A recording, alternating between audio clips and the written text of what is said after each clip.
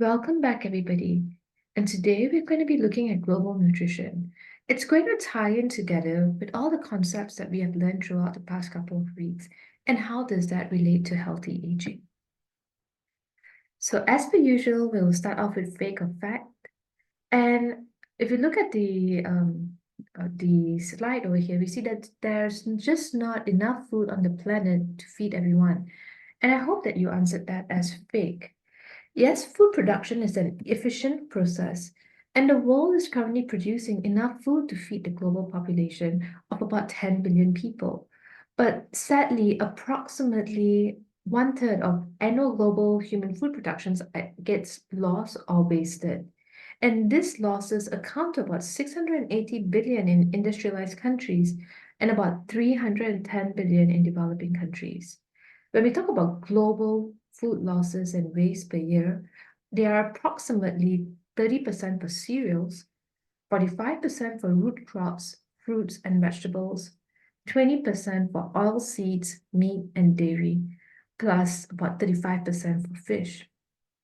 Annually, consumers in more affluent countries waste almost as much food as the entire net food production of sub-Saharan Africa.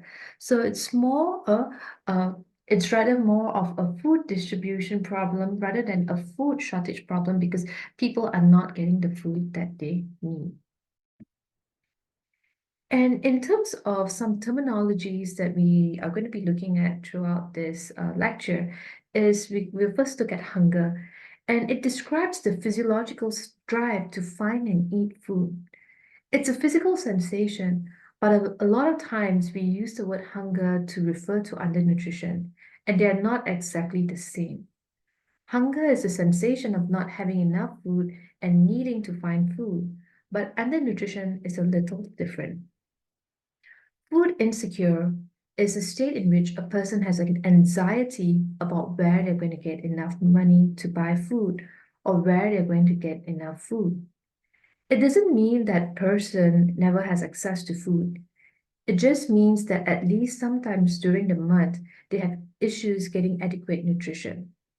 And food security is kind of the opposite situation where there is secure access to a nutritious diet that's safe and high quality, and they have adequate health care. So that's security. For food insecurity, there's some anxiety because they are not having good access to food all the time. In terms of nutrition security, it describes a situation of having secure access to a nutritious diet coupled with a sanitary environment and adequate health services and care. Wasting can be defined as low weight for height that typically indicates a recent and severe process of weight loss, often associated with acute starvation or severe disease. Uncertainty regarding the source of one's next meal remains a daily experience for about 1 billion people around the world. And the situation is troubling considering that agriculture worldwide produces more than enough food to meet the energy requirement of each of the planet's 8.1 billion people. And even with this abundance, the United Nations Food and Agricultural Organization reports that over 26% of the people are still unable to access enough food to lead active and healthy lives. And so these individuals are then considered to be food insecure. And when we talk about food security, there are four pillars which are availability, access, utilization, and stability. And this can only exist when people have physical, social, and economic access to sufficient, safe, and nutritious food to meet their dietary needs and food preferences for an active and healthy lifestyles. And this food security is actually a component of a larger concept called nutrition security. And so this figure over here highlights the four dimensions of food security, and you can actually go through this yourself. But one thing that I do want to highlight is that, especially with the impact of climate change, having that stability to having access to food is really very, very important. And we also want to prevent any form of price fluctuations, because if a crop was to fail and there's just too little of it, it's going to drive prices up. But there are also political factors and economic factors that kind of all relates together to that stability dimension in the food security. And this figure over here shows you where you can find undernutrition. And you can find undernutrition all over the globe. But there are certain pockets of the globe where undernutrition is very common. And if we are looking at the total amount of people who are undernourished, over 820 million people are undernourished. And the highest rates of undernutrition will be found in parts of Asia and Africa. But also kind of remembering that Asia actually has just bigger land size, and the two most populous countries in the world, which is China and India, are located in Asia. And we know from population dynamics and forecasting models that a lot of the population growth in the next 50 years or so is going to happen in sub-Saharan Africa, because the average age for people living in sub-Saharan Africa is about 18 years old.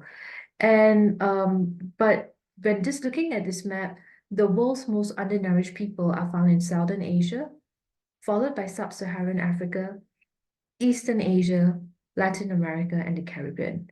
So about three-quarters of all the people who are undernourished are actually in Southern Asia and Sub-Saharan Africa. And here we also can look at how food security can lead to malnutrition. And what we can call this is the triple burden of malnutrition.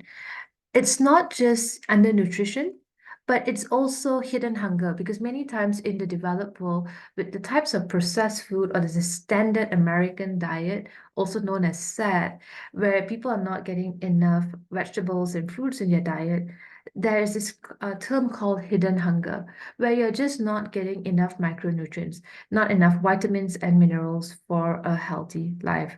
And we also have the other concept, which is called overnutrition. And overnutrition is just being overweight and obese. And we know current statistics have shown that the rate of overweight and obesity has bypassed the rate of undernutrition. And overweight and obesity is a much bigger problem in the world right now as compared to undernutrition. And of course, we can look at, when we talk about foods insecurity and how does that lead to inadequate dietary patterns, altered food consumption, and sometimes when you're so anxious and you're really stressed, and it could lead to depression as well as disordered eating patterns. And worldwide, some of the critical micronutrient deficiencies that are missing from diets worldwide are iron, vitamin A, iodine, zinc, and various B vitamins, for example, folate, as well as you can consider selenium and vitamin C. And about 3 billion people, mostly in the developing world, are affected by iron and zinc deficiencies.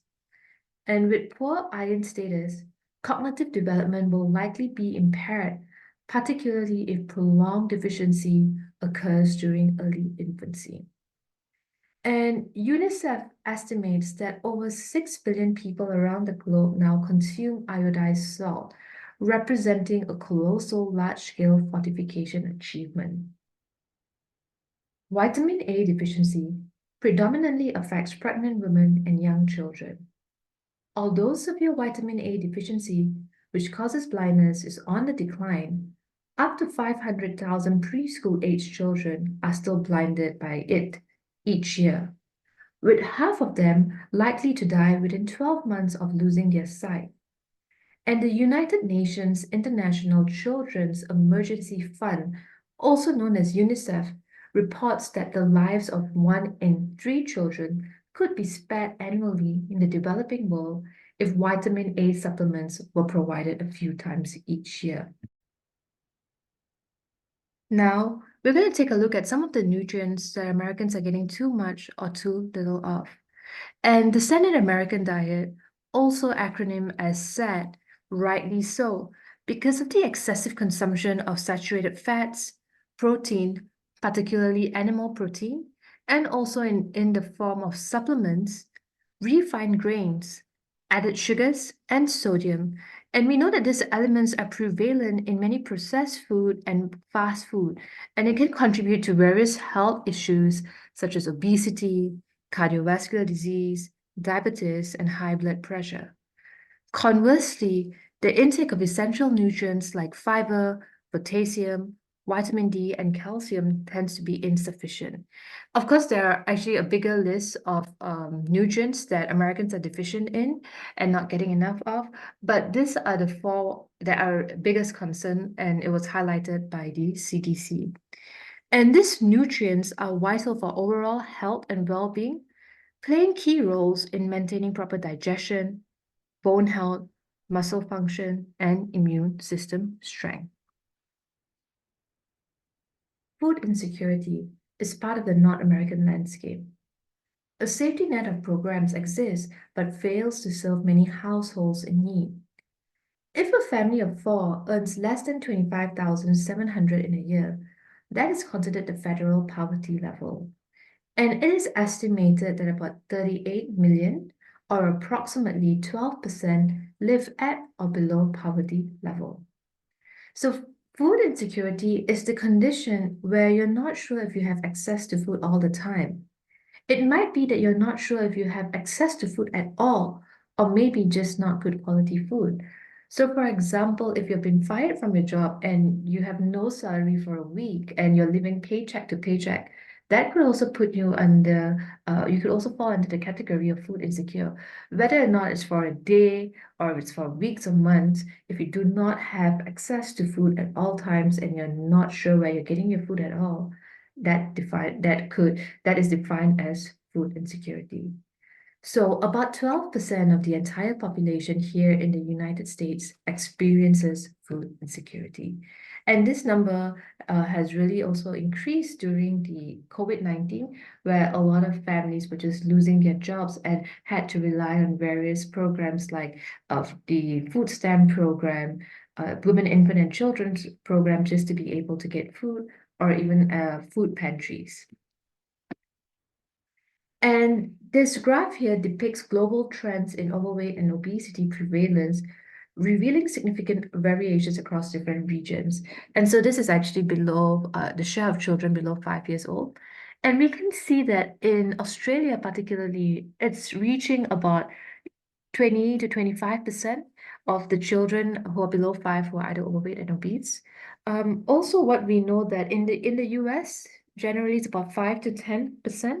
And this is when we are talking about particularly about children being overweight and obese, it is very much it's very much problematic because they are more, if you're obese at a younger age, they're more susceptible to be obese later on in life.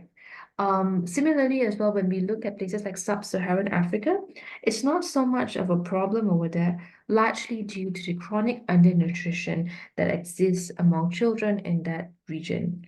So we can see all around the world that, especially below children below five, that generally speaking, even in places like Canada and South America, we're starting to see a rise in the number of kids who are either being overweight and being obese, or either being obese. And also what we know is that if we look at it in the share of adults who are either overweight and obese, it's estimated that about 2/5 of adults are either overweight or obese. And if you remember the definition of classification of overweight is being defined as a body mass index of about 25 to 30. And here, as you can see, the share of people who are overweight tends to be higher in richer countries and lower in poorer countries.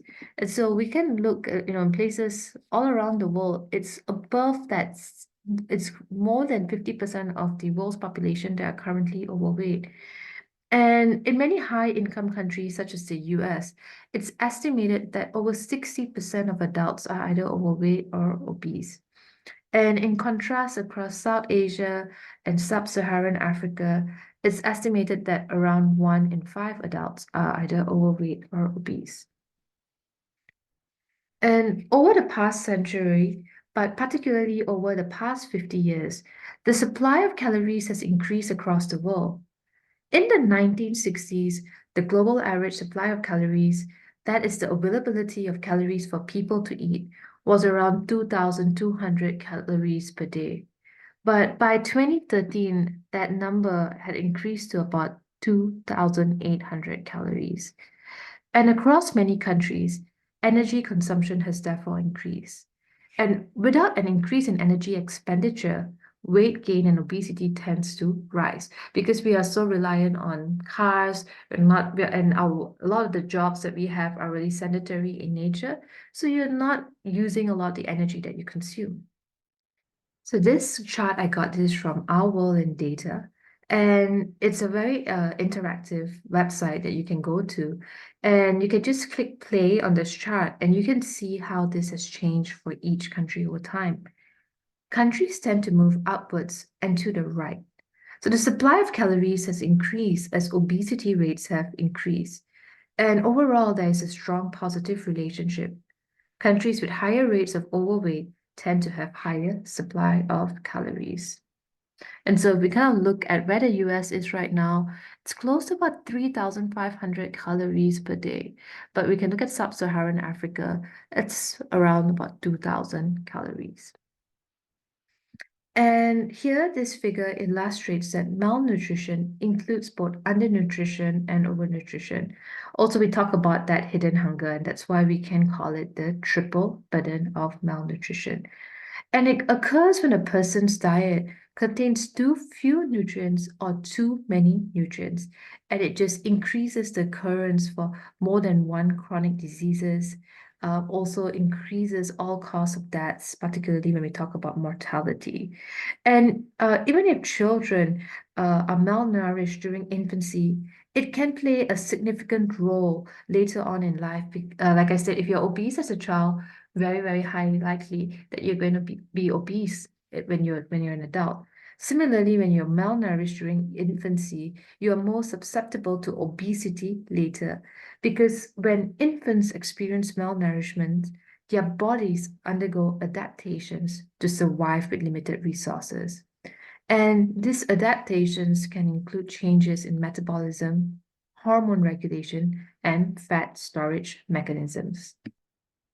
Exposure to a variety of food and beverages early in life promotes a child's willingness to consume and enjoy a variety of food throughout each life stage. Establishing and maintaining a healthy dietary pattern, aligning with individual and cultural preferences should be a priority. So when we look at the term cultural food waste, it refers to the intersection of food and culture, traditions, and history. Indeed, culture has a significant influence on both individual and family food and beverage choices. And the dietary guidelines highlight that nutrient-dense and culturally relevant food are part of all the food groups. For instance, spices and herbs can improve food flavor while reducing added sugars, saturated fat, and sodium.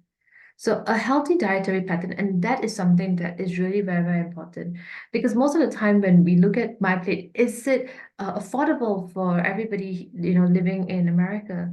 And so when we talk about this healthy dietary pattern, it must be affordable and it has to fit within budgetary constraints. Strategies for success require some advanced planning and consideration of regional and seasonal food availability and incorporation of a variety of fresh, frozen, dried, and canned options as low-cost options to meet nutrient needs within a budget. Because not everybody can afford to shop at a farmer's market or buy organic produce. And so, even frozen food items, frozen fruits are a very, very good source. And a lot of studies have shown that frozen fruit may actually have higher nutrients because they are picked when they are ripe. So incorporating canned, frozen, dried, fresh food into your diet in order that it can meet your budget is really very important. This figure shows some of the things that contribute to undernutrition. This is focusing on the developing world that includes nations where their infrastructure is not as good. And infrastructure means roads or even access to cold storage, refrigerators, because a lot of places in sub-Saharan Africa and South Asia, um, they do not have electricity or they might not have good roads to be able to store and transport this food. And poverty as well is the main thing, but poor infrastructure and depleted resources are issues too. In some places, if they're overfishing, they might run out of their main sources of food. If they're not using good farming practices, they might not be able to raise the crops that they need. They might have a water shortage, or there might be a loss of topsoil quality, soil erosion, and so they might not be able to actually produce the types of food that they want. AIDS is something that we might not think about as contributing to undernutrition, but it can. AIDS is a chronic issue and it used to kill people. When it was first discovered, it was a death sentence. A lot of people in developing nations that don't have access to much healthcare wouldn't be able to work. Then they become very impoverished and their whole family would be suffering from undernutrition. The parents would die and the kids would be left orphaned and not have any food. For a while, that was a big contributor to all kinds of problems. Now, we can control it with some antiretroviral medications, but in developing nations, the access to that is still not as good as it is here in America or even in Europe and in the developed world. And we talked about this in the beginning of this lecture, where we are producing enough food, but the food that we're producing is not going to the people that we need. And one of the problems is also with food wastage. And depending on the country, wasted food occurs in different parts along the food supply chain, as shown here in the food recovery feed hungry people hierarchy. In developing countries, wasted food often occurs closer to the beginning of food production, and this is related to the lack of adequate storage facilities, transportation routes, or refrigeration. And in developed regions like North America and Europe, wasted food typically occurs at the end of the food supply chain. This means that most food in America or in the developed world is wasted in retail settings like grocery stores or restaurants or with us, the consumers. So I want you to think of this. How can we enhance efforts to prevent undernutrition? And it really, in terms of preventing undernutrition on a global scale, it does require a comprehensive approach. And we want to promote health and well-being for all. And so some of the answers are listed at the bottom of the slide, and you can actually take a look at it. And I hope that in your answers, you actually did talk about improving equality. And this is goal 5 of the Sustainable Development Goals, aim to empower women in places where women are typically not valued. Educating them and giving them access to business loans to start their own business is crucial. In this photo, a school teacher and her students are in a classroom in a village in Senegal, Africa. Eliminating disparity is a goal of the Sustainable Development Goals. Women typically are the gatekeepers to the food supply, and providing education to them can help the whole family to have better nutrition. Enabling them to have better economic stability can help the whole family and the whole society to grow, thrive, and not have problems with undernutrition.